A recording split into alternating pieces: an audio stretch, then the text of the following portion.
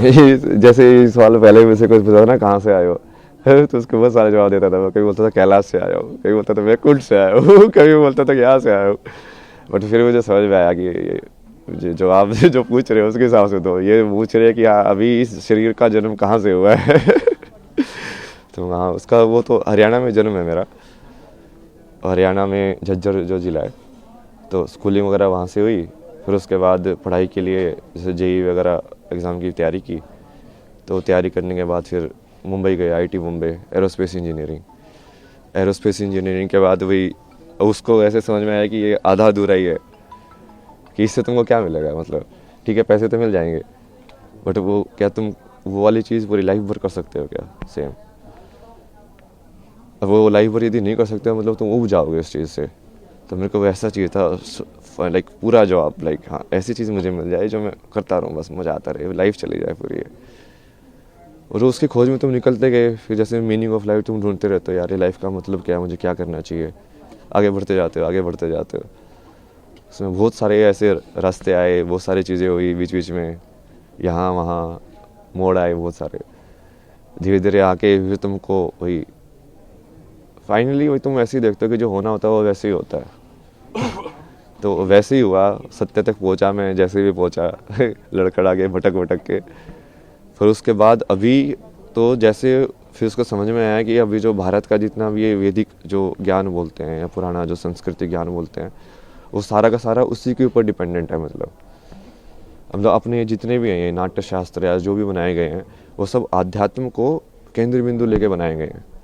सब राग जो डिज़ाइन हुए हैं, म्यूज़िक से लेके, परफॉर्मेंस लेके, फिर रहन सहन से लेके, फिर जो जो परिवार का जो विधि है, शादी का विधि है, संस्कार जो होते हैं बच्चों के सारे ये उस चीज़ को केंद्र बिंदु लेके डिज़ाइन किए गए हैं। पूरा सिस्टम जो पूरा जो जैसे आश्रम की व्यवस्था थी पहले कि हाँ ब्रह्मचार्य आश्रम होगा, गृहस्थ आश्रम होगा, तो वो पूरा वैसे ही उन्होंने बनाया है कि अब इस माया में तुम कैसे डिज़ाइन करो कि वो आध्यात्म वाला जो कनेक्शन है वो बना रहे, कि लोग खो ना जाए ज़्यादा। क्योंकि माया को तुम हटा नहीं सकते हो, क्योंकि वो माया बनी हुई इसलिए एंजॉय करने के लिए, उसको जीने के लिए। बट वो यदि कनेक्शन टूट जाएगा, जो कि अभी काफ़ी टूटा हुआ है, अभी लोगों को वही लगता है कि ये सब अलग अलग है, अलग अलग नहीं है, वही की चीज़ है वो। मतलब आध्यात्म आप किसको बोल रहे हो? उसके ऊपर है ना जवाब। अब यदि तुम वैसे देखो तो किसी चीज़ सवाल के बारे में सोचना, बैठ के चिंतन करना, वो भी आध्यात्म ही है।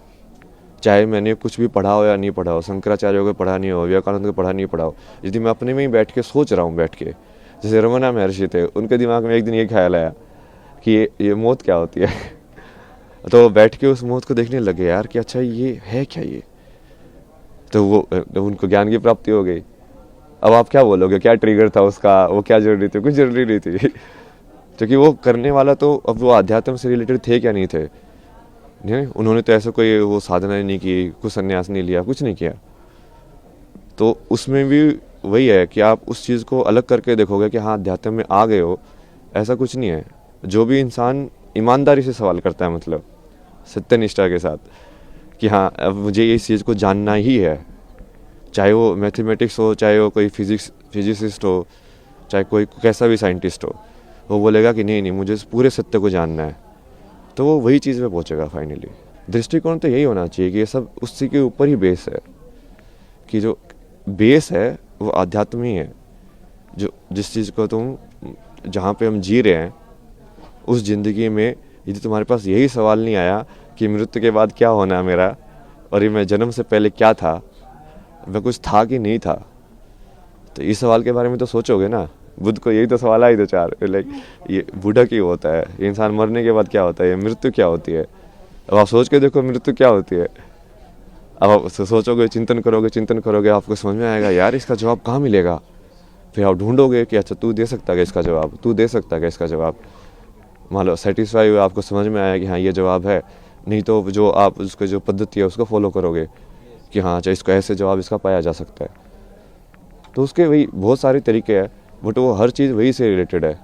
आप सेम चीज़ लाइक क्रिया योगा में मैंने लोगों का एग्जांपल भी दिया ना कि ब्रह्म ज्ञान की प्राप्ति तो विराट कोहली के भी हो सकती है। वो बिना अपनी चित्त की मेमोरी को यूज़ करके एक शॉट खेल के दिखा दे, सिर्फ उस मोमेंट में रह के, कि उस टाइम पे उसको मसल मेमोरी यूज़ नहीं कर रहा है वो, कि हाँ ऐसे बोला ही तो मुझे ऐसे शॉट खेलना है, क्योंकि जनरली मसल मेमोरी यूज़ करते हैं, रिफ्लेक्स में होता है सब कुछ। बिना रिफ्लेक्स यूज़ किए उस प्रेजेंट मेमोरी में रह के यदि वो मूवमेंट कर सकता है तो वो क्रिया योगी बन जाएगा। ऐसे डांसर लोग भी कर सकते हैं कि यदि उस पूरी मूवमेंट को वो एम्बॉडी करे, पूरा चेतना के अंदर आए कि हाँ मेरा हाथ ऐसे घूम रहा है, पूरा देखेंगे हाँ वो क्रिया हो कैसे रही है, तो वो भी क्रिया योगी बन सकते हैं। तो ये कोई ऐसा नहीं है ना कि वो असली ज़िंदगी से सेपरेट है, ये एक ही चीज़ है। वो बस आप कितनी डेप्थ में उसको देखना चाहते हो उसके ऊपर है।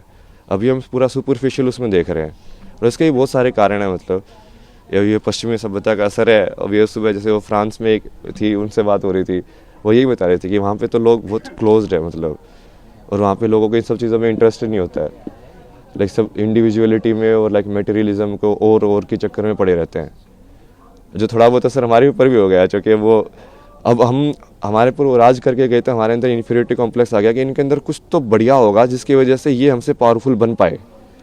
तो हम फिर वो चीज़ को उसके पीछे पड़े हुए कि इनके पास जो था हम भी वही चीज़ सीखें ताकि वो चीज़ रिपीट ना हो। लेकिन वो सही अप्रोच नहीं है, क्योंकि उनके हालत देखो ना, यूएसए के अंदर 50% लोग मेंटल हेल्थ प्रॉब्लम्स में हैं।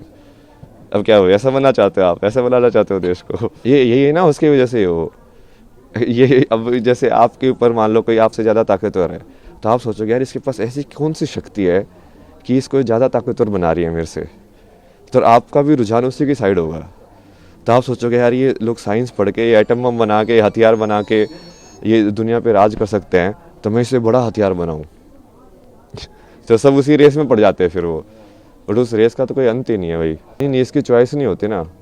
रियल में आप देखोगे ना, बहुत सारे लोगों की यदि जीवनी कहानी पढ़ोगे तो आपको समझ में आएगा कि ये चॉइस होती ही नहीं है वो, क्योंकि तुमको यदि वो चीज़ की तरफ रुझान है ना, तो तुम इस लाइक उसको चीज़ तुमको खींचती रहेगी अपने साइड, उस लाइक वो बुलाती रहती है कि हाँ, अब तुम जाते रहते हो उसके साइड, एक के बाद एक।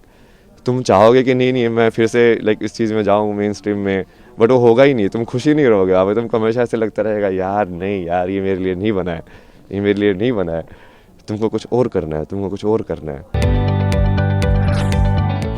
जदि आपंक आम भिडी भल लगा तेब आम चैनल को लाइक, शेयर और सब्सक्राइब करने को जमा भी भूलु नहीं।